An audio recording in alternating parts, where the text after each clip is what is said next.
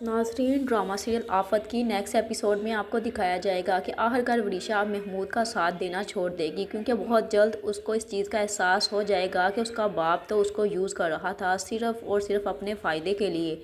क्योंकि जब महमूद की सारी चालें नाकाम हो जाएंगी तो वह वरीशा को ही इस चीज़ का ज़िम्मेदार ठहराएगा और कहेगा कि तुम और तुम्हारी माँ हो ही बेवकूफ़, तुम दोनों माँ बेटियों की वजह से ही मेरा हर प्लान फेल हो जाता है। वरीशा को तो अब बहुत ज़्यादा गुस्सा आने वाला है और गुस्से में अब वरीशा किसी की भी नहीं सुनेगी, क्योंकि वरीशा भी चालें चल चल के थक चुकी है और अब वो नहीं चाहती कि वो दूसरों की ज़िंदगी में जहर घोले। लेकिन महक, जो कि अपने शौहर की मौत की ज़िम्मेदार भी है, उसे इस चीज़ का बिल्कुल भी एहसास नहीं है कि उसकी बेटी की ज़िंदगी बर्बाद करने वाली वो खुद है। महक दौलत की खातिर इतनी अंधी हो चुकी है कि वह वरीशा की ज़िंदगी तबाह बर्बाद कर रही है और वरीशा अब थक हार कर अपनी माँ से कह देती है कि क्या आप थकती नहीं हैं दूसरों की ज़िंदगी में जहर घोल घोल कर।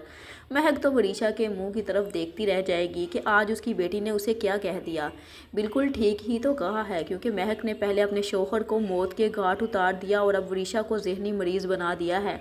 और बजाय उसको समझाने के उसको उसके ददियाल वालों के ख़िलाफ़ यूज़ कर रही है। हालांकि उसको पता भी है कि महमूद तो सिर्फ़ और सिर्फ इन दोनों माँ बेटियों को यूज़ कर रहा है ताकि मुख्तार साहब की प्रॉपर्टी पर कब्ज़ा कर सके। और महक ही महमूद से कह भी देती है कि जिस दिन तुम्हारे हाथ में मुख्तार भाई की ये सारी प्रॉपर्टी आ गई तो तुम हम माँ बेटी को पूछोगे भी नहीं, क्योंकि तुम्हारी बातों से तो यही अंदाज़ा होता है।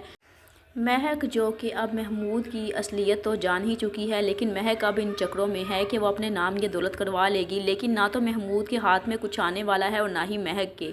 महमूद और महक दोनों खाली हाथ ही रह जाएंगे और ये वरीशा ही होगी जो अपनी माँ को इस घर से धक्के देकर बाहर निकालेगी, क्योंकि बहुत जल्द महक की और महमूद की असलियत वरीशा के सामने आने वाली है।